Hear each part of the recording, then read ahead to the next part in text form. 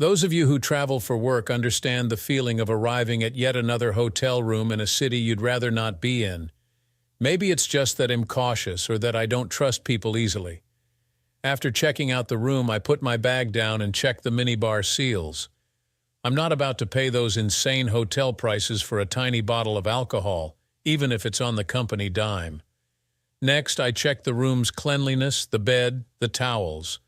A flashy lobby and efficient reception don't always mean the staff has done their job elsewhere. Once I confirmed the bed linen was clean, I took a quick look under the bed. I started doing this after hearing about a guy in Atlanta who found a dead body under his hotel bed. I didn't expect to find a corpse, but I won't say what I have found under hotel beds since I started checking. Don't worry though, I reformatted the hard drive, and my son loves the iPod, even if I did have to buy new earphones.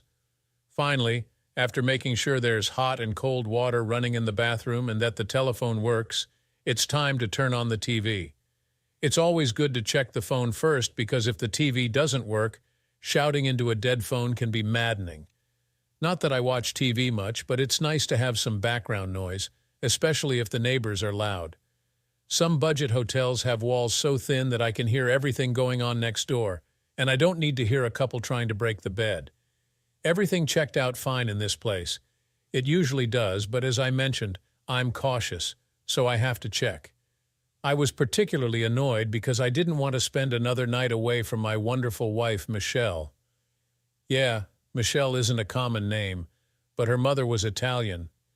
Michelle's father was a pilot who was shot down during the war, and her mother's family hid him from the enemy and nursed him back to health before helping him escape to Switzerland. After the war, he went back and married Michelle's mother and brought her to the U.S. The trouble with Michelle's name is that there isn't an easy way to shorten it, so she became Shelley to me most of the time. I left the TV on while I showered and changed.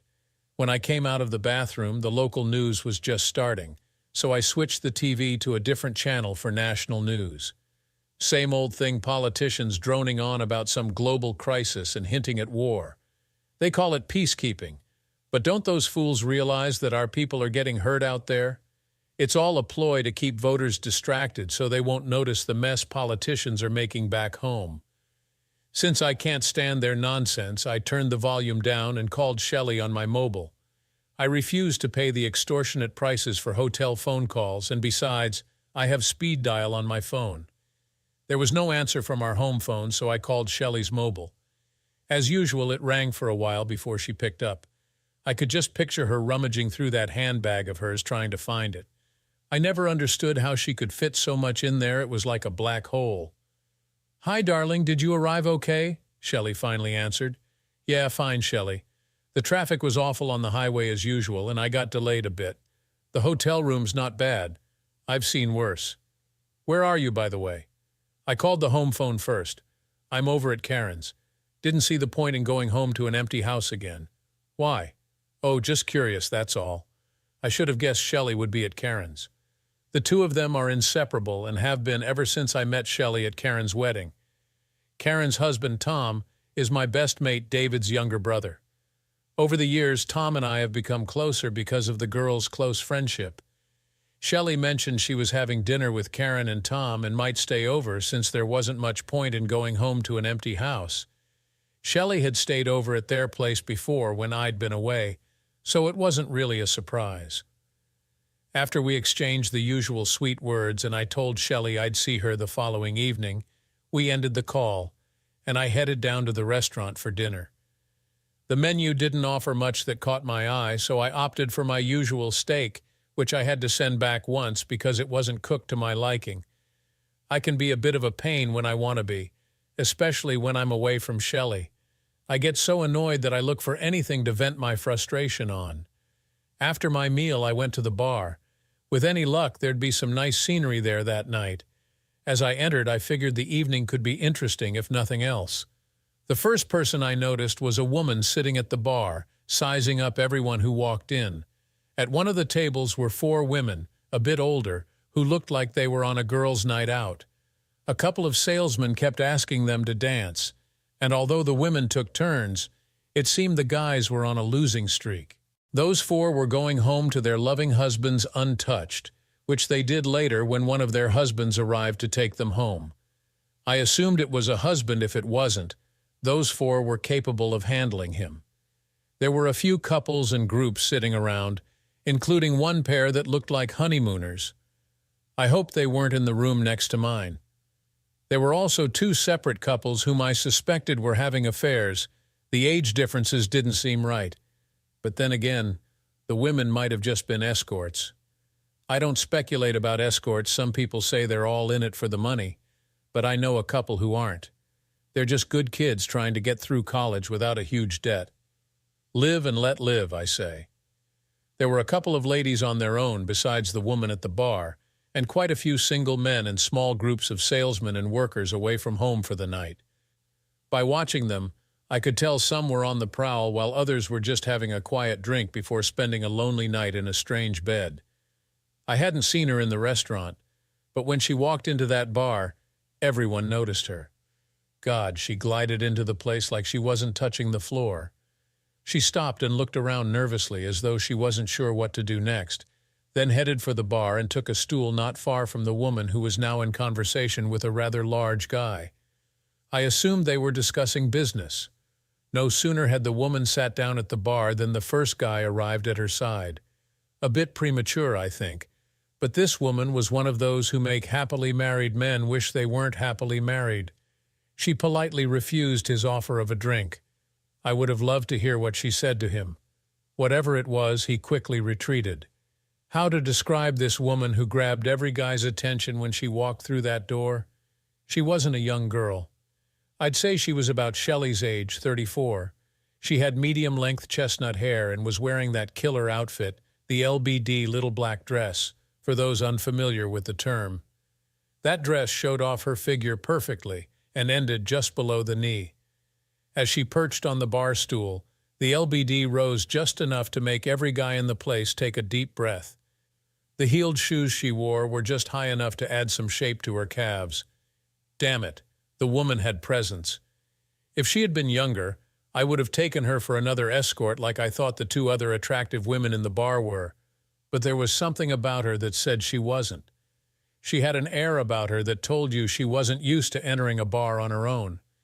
Any guy who got his hooks into her would be a fool to let her out on her own anywhere wolves might be lurking. Having purchased her drink from the now beaming bartender, where had that sullen face that served me gone? The woman looked around for a vacant table. To my displeasure, she chose the one next to mine. Why was I unhappy about that? I enjoy looking at beautiful women, don't we all? Sorry, all men. There could be some ladies reading this. Anyway, with her sitting so close to me, I couldn't admire her without making it obvious. She hadn't been sitting there very long before another guy approached her and asked if she'd like to dance. She politely refused, and he retreated, only to be replaced by a third guy who wasn't going to give up so easily. When she refused his request to dance, he offered to buy her a drink. Actually, I think this guy had indulged a little too much that evening. He sat himself down at her table and continued his clumsy attempts at seduction. This was my cue to play the knight in shining armor. Well, not immediately. I had to let him raise the woman's anxiety level a little first. I'll point out that I had no intention of doing anything inappropriate that evening, being a married man and all, but enjoying this lady's company for a few drinks would take the edge off an otherwise boring and lonely night. My timing had to be just right, though there were other gentlemen besides me in that bar, and I needed to get in fast to achieve my goal. When I noticed the movement of another guy on the other side of the room, I turned in my seat and stepped in. Look, pal, the lady obviously isn't enjoying your company or your unwanted attention. Now please go away before you upset her any more than you already have. It took the guy a couple of moments to refocus his eyes on me. The drink does that to some folks. Even in his inebriated condition, I could see that he still had the sense to consider what a confrontation could lead to. "What's it got to do with you?" he finally asked. "The lady is a friend of mine, and I don't like to see my friends getting upset. I, on the other hand, am already pretty upset, so if you aren't going to leave on your own, I'll be glad to help you." I began to rise from my seat, but at that moment another guy, obviously a colleague of the drunk, appeared and persuaded him that they really needed to be somewhere else. "I'm sorry about that," his friend said to me as he led him away. "He doesn't handle his drink too well. Don't apologize to me." "It was the lady he was upsetting," I replied as they left, heading towards the bar's entrance. Now standing, I turned back to the lady. "Sorry about that. Some people have no manners." "Thank you. I never know what to say around drunk people. They don't take the hint very easily."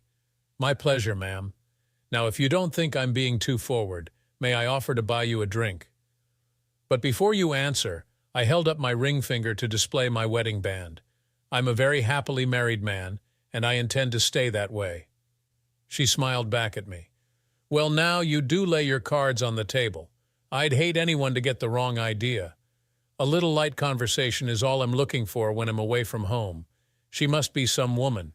"Oh, she is. Half Italian, half Irish. The Italian half gives her looks and passion. The Irish half is where her wit and determination come from. She can stretch $1 from here to eternity." "I'll have a gin and tonic if I may," the lady said, moving along the sofa she was sitting on and making it clear where she wanted me to sit when I returned with the drinks. "John Randall, at your service," I said as I sat beside her, holding my hand out to her as I did so. A little over the top, but who cares? "I'm pleased to meet you, John. I'm Natalie Hayes. My friends call me Nat. What brings you to this godforsaken town tonight, Nat? God, it is a depressing place, isn't it? I live out in the country, well, in a small town anyway, and if you must know, the bank manager." I suddenly wondered what I'd walked into. Why would she be in town to see the bank manager? Nat must have seen the confusion on my face, so she went on. "We, or rather I now, since I was recently widowed, run a small gas station. No, damn it, it's just a filling station. Since my husband died, he ran the workshop and I ran the filling station part. Anyway, it costs a lot of money to keep the tanks filled, and I have the most dreadful overdraft. Our bank is here in town, and I have to come up to see the bank manager every 6 months or so he can look at the books. Really, I think it's so he can charge me another $100 for the interview where he tries to make me feel like a child. Ah, I've met the sort, full of their own importance. Do you run a large overdraft? No, I'm a security consultant. They like to play the I am smarter than you game, but I like to point out the holes in their security. Brings them down to size a bit. But if you're here, who's running your gas station?" "My children. Anna is 17, and she looks after most things while I'm away. Peter will be on the console tonight. He's 15 and insists on doing his share once he gets home from school. He wants to train as a mechanic and reopen the workshop when he finishes his education. Looks like you've got a couple of good kids there. Do you have any children?" "Yes, and talk about coincidences. I have a son of 18 who's away at engineering college. His name's Michael, but he's known as Mick at home. You know how the Italians pronounce it. It's spelled the English way, but my wife is strong on her Italian heritage. And we have a daughter of 15 who's at boarding school. Oh, I wouldn't like my children to go away to school. It's not Shelley's or my choice either. Danielle is a bit of a virtuoso on the violin. I'm not into all this classical stuff, but we had to let her go where she could develop her skills to their best advantage. She claims she misses her brother and us, but from reading the few letters we get, I think she's having a great time there, although she calls her mother all the time. Does your wife miss having the children at home? I'm not sure. I suppose she does, but since we've had the house to ourselves, she gets a little wild around the house sometimes. It's a bit like it was when we were first married. I don't think I should go into details. No, I don't think you should either. Anyway, Shelley's into just about every charity there is around. She and her best friend Karen are always on one committee or another when they're not working. I get dragged off to one fundraiser after another. For the next couple of hours, Nat and I talked about our lives. And I'll be honest, what I thought was going to be a drag of an evening turned out to be good fun. Funny how we just clicked together. And I could also understand how some guys could easily stray from the righteous path. I've got to say that I could feel there could have been some chemistry there. I escorted Nat up to her room. Well, not exactly to her room.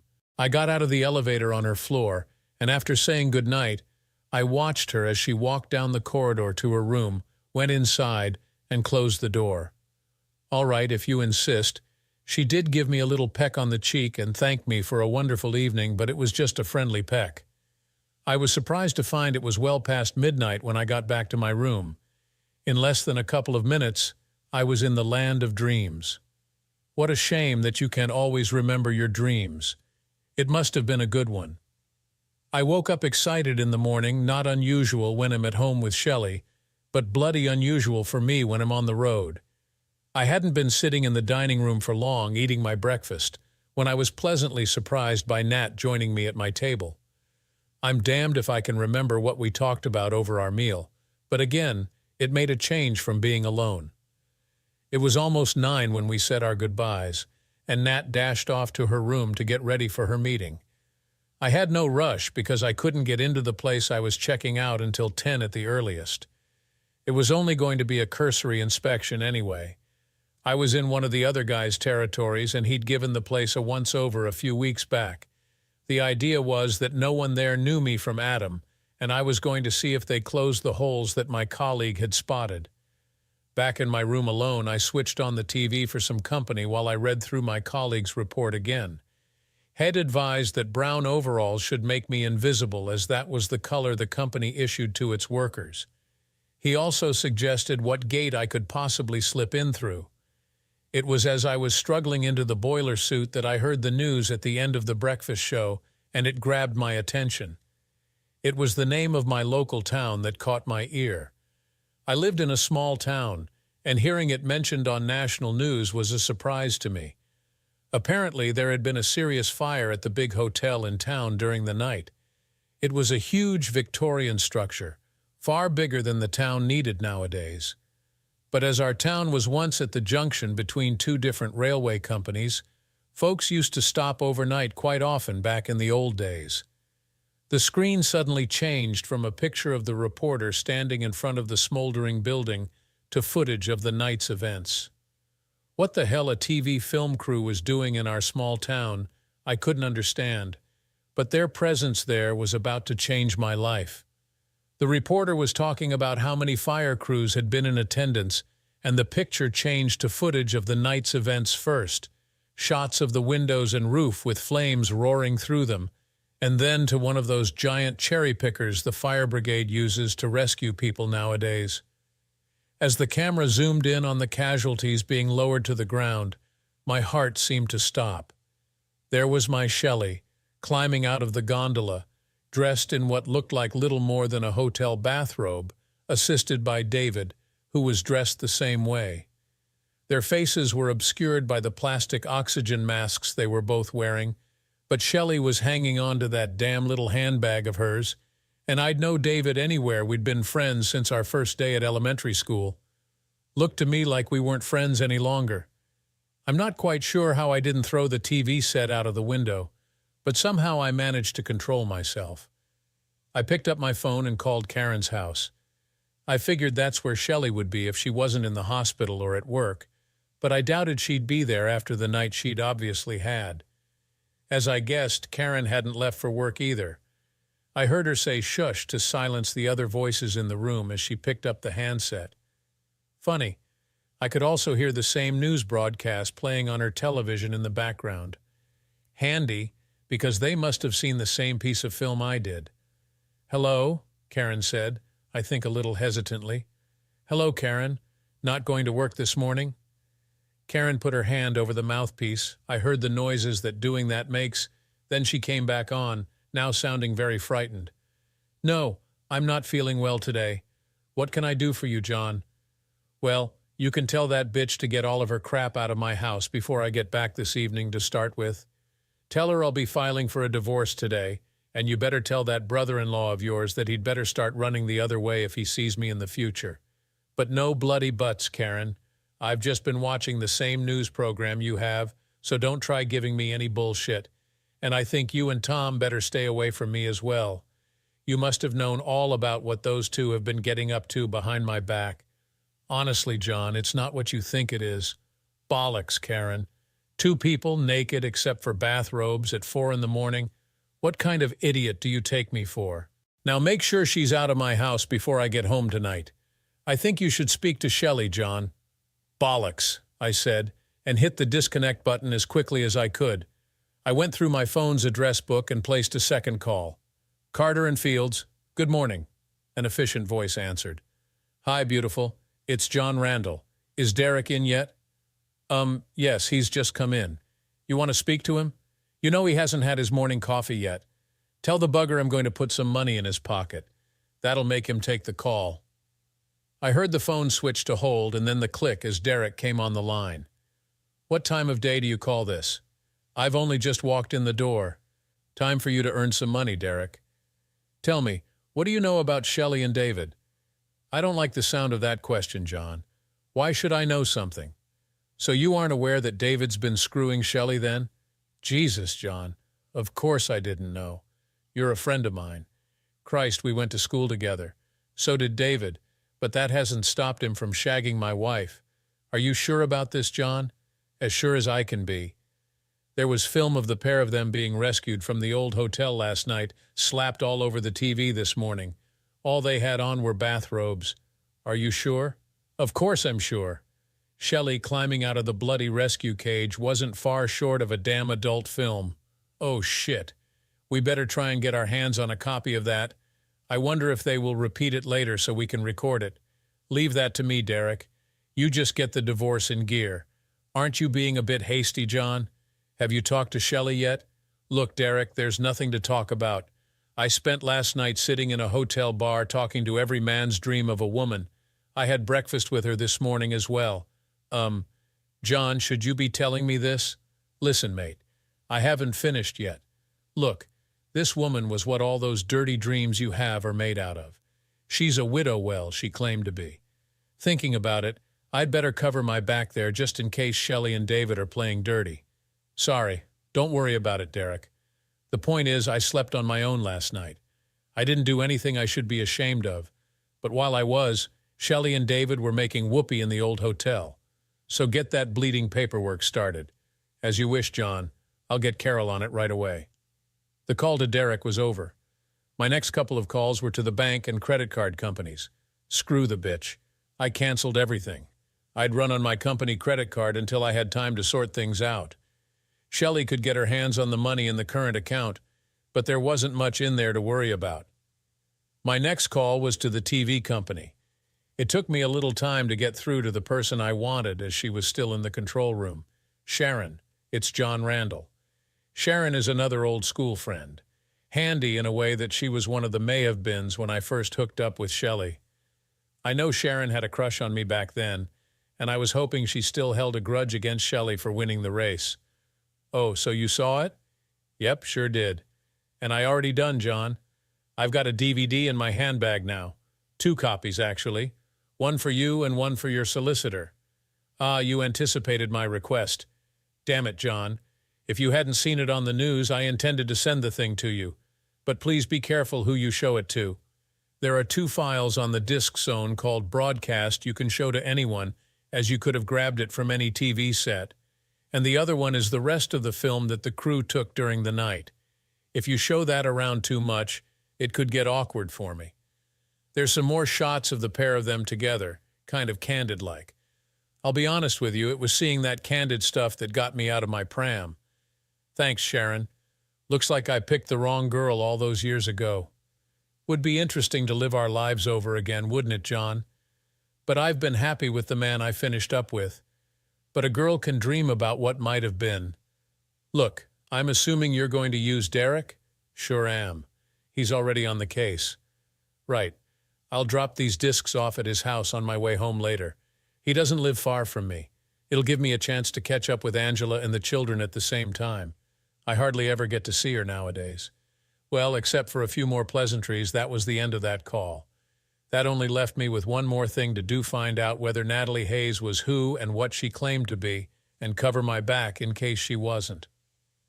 At the hotel reception desk, I asked to see the manager and introduced myself to him. The sight of my business card brought a smile to his face. The company I work for had supplied the hotel's video security system.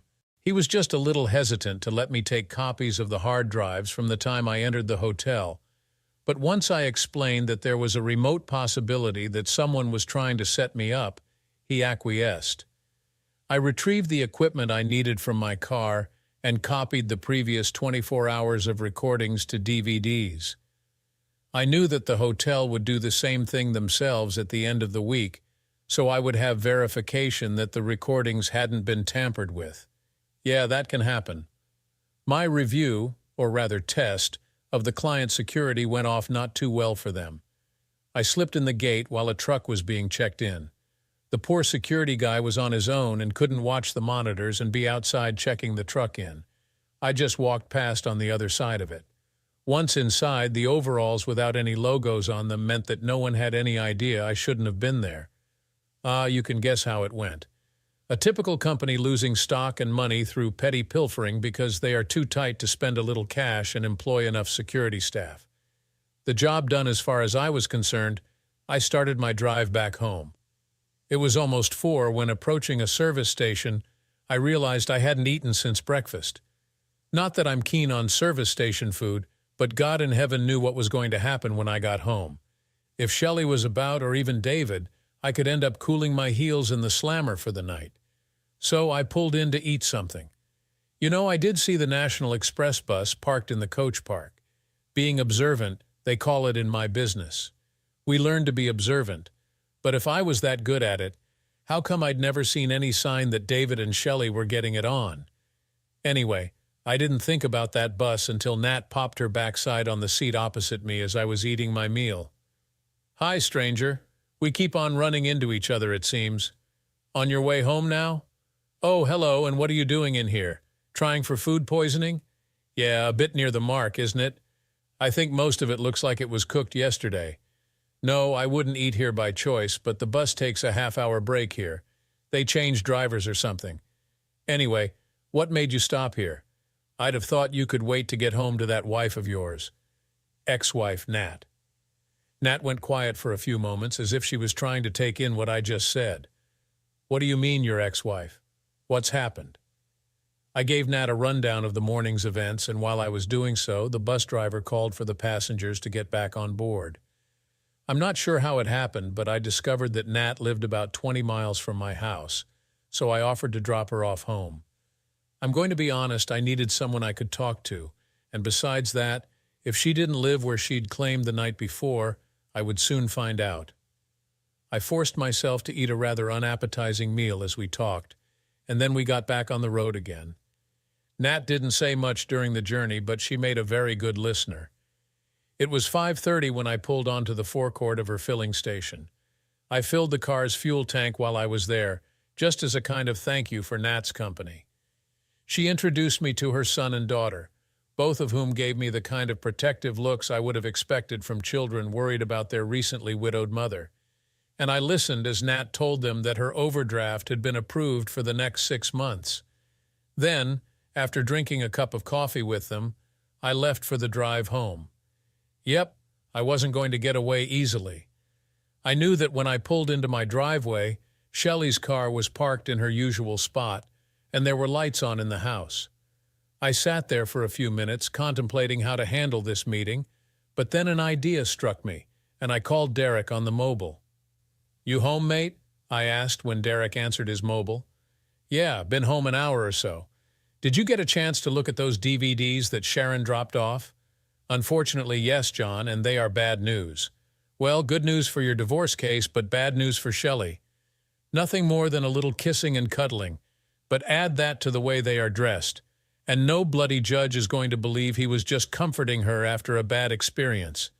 It's in the bag as far as you are concerned.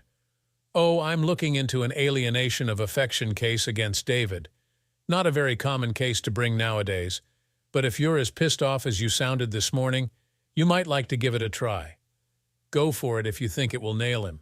That scumsucker was supposed to be my friend. I think he's going to be surprised how many folks he's upset by what he's done. It'll be funny if he tries to turn up for golf on Sunday. Why is that? Well, his regular golfing for includes my partner Larry. He's already told the guys that if David plays, he won't. Oh, don't worry, he didn't tell them why. But David is going to be out of the club completely in a week or so anyway. You know he's up before the committee for that argument he had with that visiting player at the tournament the other week? Well, he's charged with ungentlemanly conduct. And as Larry's on the committee, well, bugger as Larry put it, what's more bloody ungentlemanly than seducing another member's wife? I smiled to myself as the call ended. David getting thrown out of the golf club was only going to be the first of the repercussions he was going to suffer. What the hell was his wife going to say when the truth comes out? No, I had no intention of calling David's wife. I like the girl. She would find out soon enough what had been going on. Inside the house, I found Shelley sitting in the kitchen crying. Well, apparently so. For all I knew, she could have been acting. "What are you doing here, Shelley?" I asked in as hard a tone as I could muster. Look, this woman had been and still was the love of my life, and when she cried, I cried inside as well. I live here and I need to talk to you. You do not live here any longer, but if you wish to talk, I'll give you 10 minutes and then I'll pick you up and throw you out. Suddenly, Shelley was not crying anymore. The look she gave me was one of shock. You wouldn't. Shelley, have I ever lied to you? She sat even more upright as she understood that I meant what I said. But I'm your wife. You can't throw me out like that. You were my wife until I discovered you've been playing around with David. Funny how I couldn't bring myself to say screwing. But I love you. You can't throw me out. You love me? Did love you, you mean. I'm not going to love any woman who takes me for a damn fool. How long have you two been screwing each other? It was one hell of a strain to say that. We haven't. Bollocks, Shelley. What are you going to claim you were doing in that hotel room with David? Playing Monopoly. And from what I've heard, the two of you were all over each other in that ambulance. Shelley switched the tears back on, but I ignored them and filled the kettle. Bollocks to it, I fancied a cup of tea. Once Shelley realized I was ignoring her, I think she began to understand that I wasn't playing games. I'm sorry, John. It was the first time, honestly. Bollocks. It was honestly. I don't believe you, Shelley, and by tomorrow I'll have all the proof I need. I'll have some more of these, and I'll know all about every time you've screwed David and whoever else he's screwed in that old hotel as well. Shelley looked up at me again, and I think the penny really dropped when she saw the DVDs I was holding. I think she suddenly remembered that I'd gotten a nice commission check when I'd sold the surveillance system to the old hotel. I didn't have to worry about the fire. The computers themselves were in a water and fireproof cabinet in the basement. I knew that we'd soon be going through them to check whether there was any evidence that the fire had been arson. Standard procedure nowadays. The insurance companies gave the client discounts when our systems were installed. Okay, but it was only the second time. Only the second time? The first damn time was enough for you to be out that damn door? But it was only sex. David doesn't mean anything to me. Why should you get so upset if I do something you've always done? What the hell are you talking about? Well, you mess about with women when you're out of town. I never got all up with you about it. I don't know where you've got that bleeding idea from, but I've done nothing I'm ashamed of when I've been away. And I've never jumped into any strange woman's bed. Christ, besides dishonoring you, God knows what a guy could pick up. There's diseases and all kinds of things out there, you know. But David said, "Oh, hell, girl, just how damn thick are you? Christ, I thought I knew you, but it seems like I never have. Tell me something. I know David always had a thing for you. Well, let's say I've always had the feeling he'd like to get into your pants. How long has the scumsucker been trying to chat you up? Well, he always has been, really. It's just I thought he was only being friendly. So David tells you that I've had a one-night stand or something and you jump into bed with him? You couldn't wait to ask me about it? You just couldn't wait to screw the bastard first? No, John, it wasn't like that. David told me a long time ago about you and some girl you slept with when you were in Los Angeles last year. And how the hell would David know what I did or didn't do in Los Angeles? You told him when you were out together one night. Bollocks, Shelley. David lied to you, probably so he could get into bed with you, and you silly bitch fell for it. Look, I'll show you how I spend the nights when I'm away. And this was a good evening for me. I put my laptop computer on the table and fired it up, putting one of the DVDs from the hotel in the drive. I loaded the surveillance program and started hunting for the scenes I wanted. Here, look. Notice the good-looking woman? Remind you of anyone? Yourself, maybe? I thought she looked a lot like you. There, see? Some drunk is giving her some grief, trying to chat her up, probably hoping he was going to get lucky like David did with his bullshit. That's not a nice thing to say. Sometimes the truth hurts. Now look, here's your once-loving husband coming to the lady's assistance. The altercation, well, what there was of it, was almost over before you could actually see that it was me standing there. Look closely as I make a point of showing the lady my wedding ring. I'm telling her I'm happily married there because I didn't want any misunderstandings. I switched the playback to high speed, only slowing it down to point out the time when I got the photos of Shelley and the children out to show Nat. Then it was high speed until we left the bar together. Changing the disc, Shelley watched as Nat and I went up in the elevator together. Then she saw Nat give me that innocent peck on the cheek and heard her thank me for a pleasant evening before she walked down the corridor on her own and entered her room. A little more hunting around, and I showed Shelley that I entered my room alone, and I left it running at high speed to prove I never came out of the room until morning. Tell me, does that look like a husband who cheats on his wife? Nat was a nice woman and lonely as well. Her husband died only 8 months ago. I'd say she was just about ripe for an asshole like David to take advantage of, but I ain't David. Now, if you don't mind, I'd appreciate it if you'd pack your shit and get out of this house. John, you can't mean that. Where would I go? Hell if I know or care. I stopped caring when I saw the news this morning. Now pack and go before I lose control of myself. You can't mean that, John. We've been married nearly 20 years. Pity you didn't remember that last night or even the first time you let the scum-sucker screw you. Perhaps David's wife will let you shack up with them. Did you think about her whilst he was screwing you? Please don't who's talking. You made your bed, girl. Now damn go and lie in it. Look, I'm going down to the pub for a while. When I get back, please be out of this house. I heard her call out John as I walked out of the house. Locking my computer back into the trunk of my car, I walked down to the pub where I tied one on a bit. It was nearly 11 when I returned home. Shelley's car was gone and the house looked dark and empty as I went in the door. I found myself greeted by the insistent ringing of the telephone. "Mr. Randall?" a voice asked when I lifted the receiver. "Yes, Mark Thornton, head teacher at the music academy here. I'm afraid we have a problem. Danielle has absconded." "What?" "She wasn't in her room at the 10:30 room check. All students are supposed to be in their dorm blocks by 10:00 at the latest. Danielle was not there." "Oh, I should imagine she's out with some friends somewhere and just lost track of the time. Kids nowadays have no idea." "No, Mr. Randall. She was seen getting into a car with a young man at about 8:00. We have found recordings of her on the video on that system your company supplied. It's a very good system, you know. It's saved us panicking more than once. Her friends said she'd been in a strange mood all day, so they haven't seen much of her. But when we saw her getting in that car, well, we had to call the police and you. This could be very serious." "What kind of car?" "A small one with a boy racer type of paint job. I'm afraid I'm not up to much on car models. Flames on the wheel arches and a dragon painted across the hood?" "Yes, I think so." "Do you know the vehicle?" "Tell me, Mr. Thornton, do your students watch breakfast television?" "Well, they can. There are televisions in the dorm lounges. I suppose there's plenty of time for them to watch between breakfast and the first lesson. I think you'd better call off the hounds, Professor. We've had a domestic problem here at home, and I think we are soon going to find out that Danielle and her brother are on their way home to try and help sort it out. I'd appreciate it if you'd place Danielle on compassionate leave for a few days." "You're sure it was her brother in the car?" "As sure as I can be. There can't be many cars like that around. What time did you say they left?" "It says 5:00 to 8:00 on the screen. They should be here very shortly then.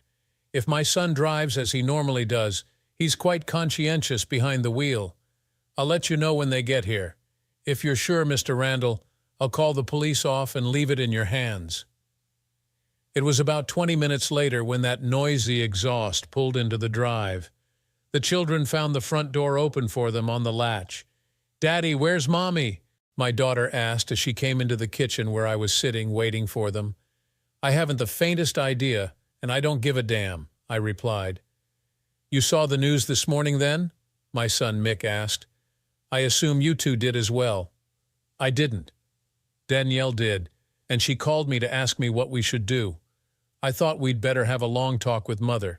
A bit late for long talks with her, I'm afraid. She's gone. I've thrown her out. But you can't throw her out just like that.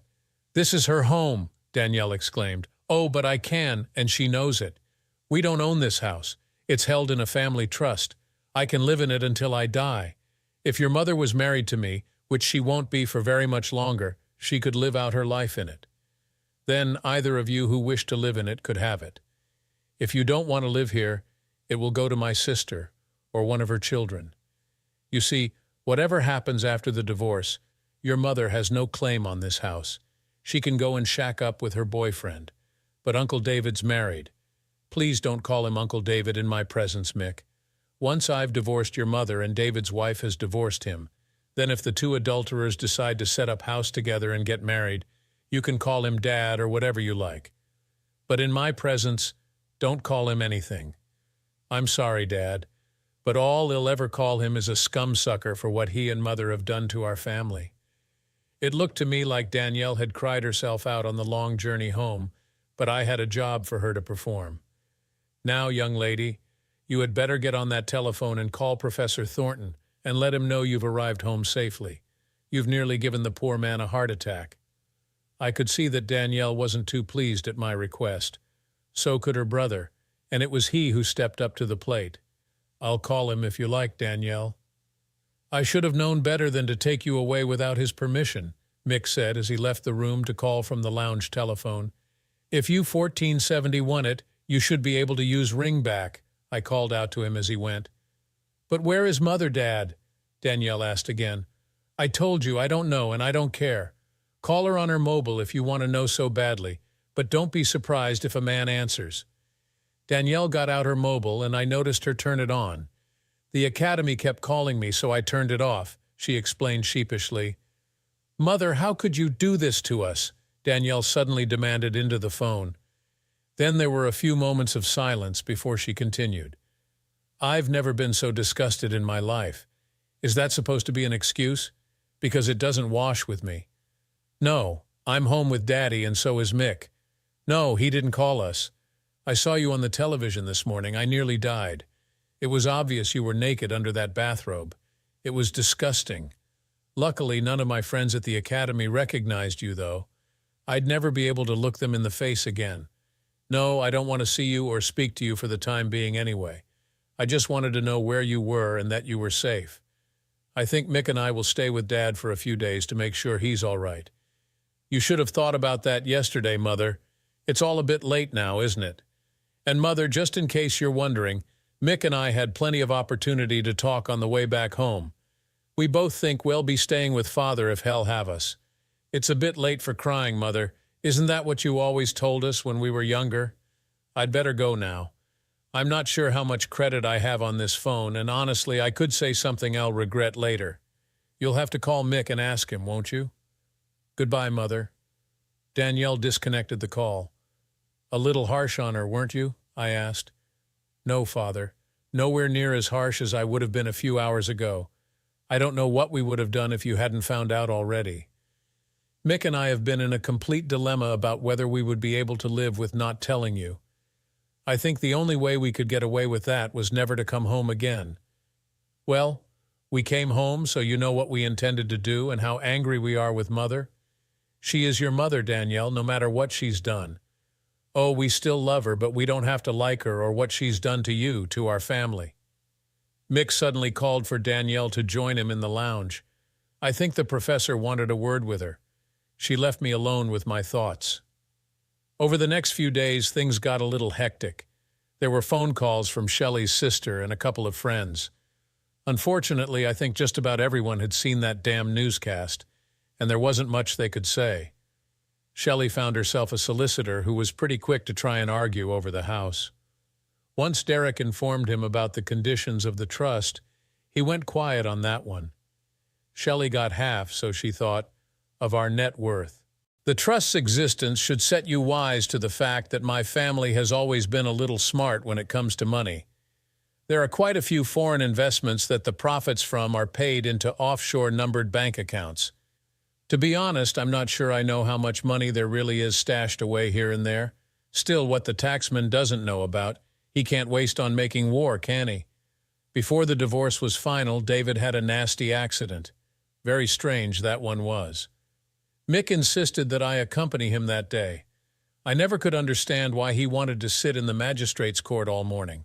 Several times he made comments that the magistrate almost threw him out over. It struck me later that those magistrates and the policemen on duty that day weren't going to forget us in a hurry. I don't suppose it was just a coincidence that someone chose that morning to kick the shit out of David and throw him down the stairs in the town's multi-story car park. To be honest, he might have fallen down the stairs as he was trying to get away. The other strange thing was that David's wife sat in that magistrate's court the same morning as well. You know, I always did think that some of Mick's friends were a little questionable when he was younger. Shelley lived with Karen and Tom for a while, and then apparently something happened. I don't know what it was, but I do know they don't speak to each other anymore. Tom and David were very similar characters, so I have to wonder, no, that's speculation and not being completely fair on Shelley. She lived in a little apartment after that. I never went there, but the children said it was a real dump. Shelley did try to contact me on several occasions. I know she was hoping for a reconciliation.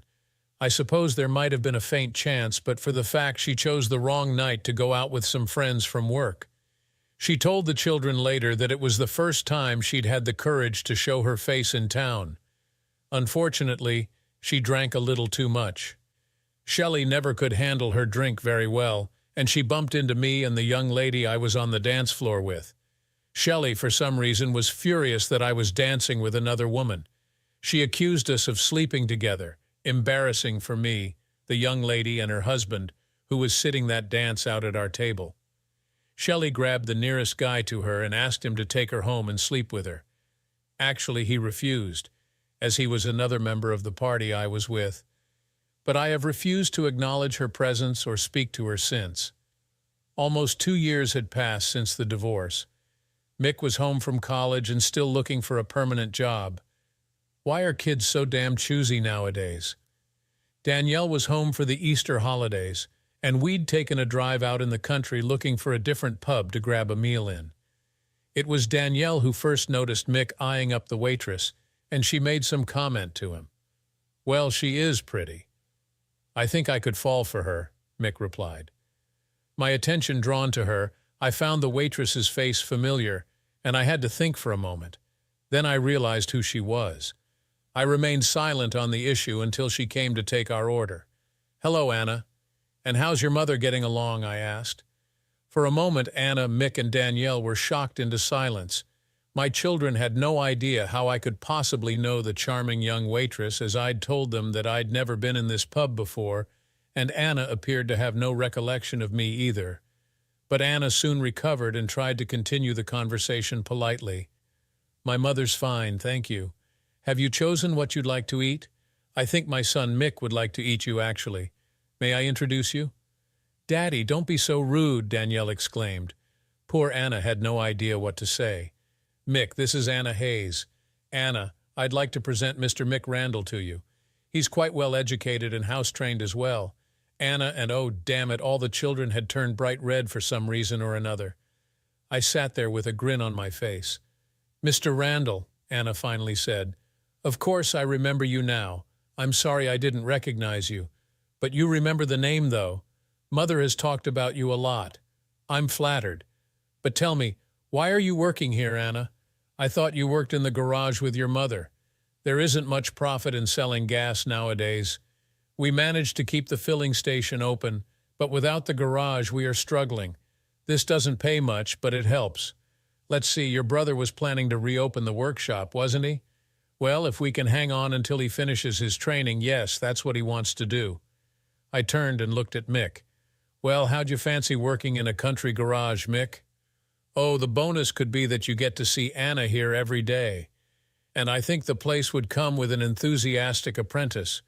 What do you think, Anna?" "Mick's qualified, and he hasn't found a garage he likes working in yet. I'm not sure. You'd have to speak to Mother. We will do that right after our meal. We ordered, and during the meal, I told my children about my evening with Nat. Oh, and I offered to let them see the DVDs of that evening as well. Wouldn't like them to get the wrong idea of their father. It was Danielle's turn to surprise me. Apparently, she'd come across the DVDs in my computer desk drawer and had watched them through time and again, trying to understand why I had them. We were still eating when Danielle said, "Oh, looks like you've got company, Father." I turned to see where Danielle was looking, and there was Nat, just coming through the door. I must say, she looked good squeezed into those jeans. I was on my feet before she saw me. With a big smile, she walked over to me and gave me an even bigger hug. "I didn't think you were ever coming back," Nat said. "Damn it," the woman was crying. "Oh, so was I. I didn't want you to think I was on the rebound," I said to her. "Damn it, man, I wouldn't have cared. Dad, this is embarrassing. Everybody is looking at you. Will you two lovebirds sit down, please?"